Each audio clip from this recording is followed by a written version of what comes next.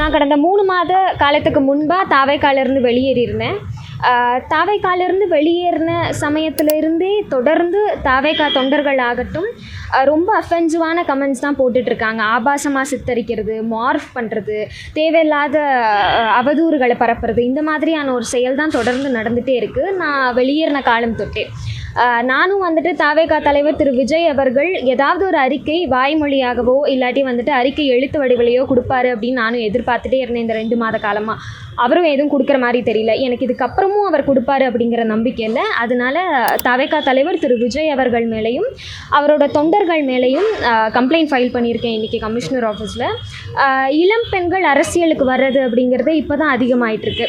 இப்படி இருக்கக்கூடிய ஒரு சூழலில் அவங்கள பற்றி ஒரு ஆபாசமான கருத்துக்கள் பதிவு பண்ணும்போது அவங்களுக்கு எப்படிங்க அரசியல் களத்துக்கு வரணும் அப்படின்னு தோணும். பெரியார் அவர்கள் அன்றே சொன்னார், கரண்டியை பிடுங்கிட்டு பெண்கள் கையிலேருந்து புத்தகங்களை கொடுங்க அப்படின்னு சொல்லிட்டு. இவங்க மறுபடியும் வந்துட்டு கரண்டியை கொடுக்கக்கூடிய ஒரு நிலையை தான் தாவேக்கா தொண்டர்கள் ஆகட்டும் தாவேக்கா தலைவரும் வலியுறுத்துறாரு அப்படிங்கிறது என்னோட கருத்து. தாவேக்கா தலைவர் மீது புகாருங்கிறது லாஜிக் இருக்காது. எப்படிங்க லாஜிக் இல்லாமல் இருக்கும்? யாரெல்லாம் நடக்கும்போதே இப்படி பேசாதீங்க அப்படின்னு சொல்லி ஒரு பேட்டிகள் வாயிலாகவும் ஸ்டேஜ் கொடுத்தாங்க.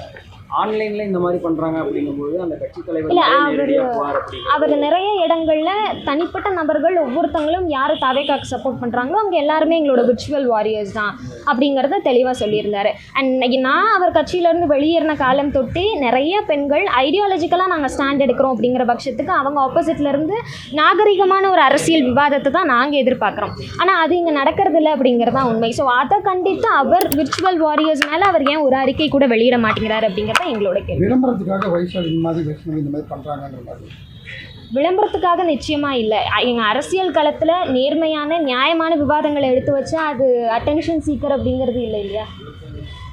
இப்போது நீங்கள் உங்களை விமர்சனம் பண்ணுறீங்க. பொதுவாகவே ஒவ்வொரு கட்சிக்காரங்க எதிர்கட்சிக்காரங்க விமர்சனம் பண்ணுறது சோசியல் மீடியாவில் இருக்குது.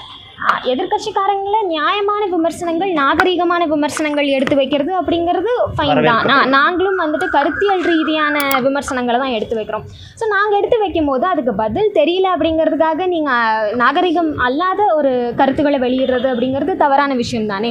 அரசியல் அப்படின்னாலே ஒரு நாகரிகத்தை பின்பற்றின ஒரு விவாதமாக இருக்கணும் அப்படிங்கிறது தான் எங்களோட கருத்து. நமது தமிழ் நியூஸ் சேனலில் உங்களது பொருட்களை வெறும் 500 ரூபாயில் விளம்பரம் செய்ய வேண்டுமா? தொடர்புக்கு 7806942275 தொடர்பு கொள்ளுங்கள்.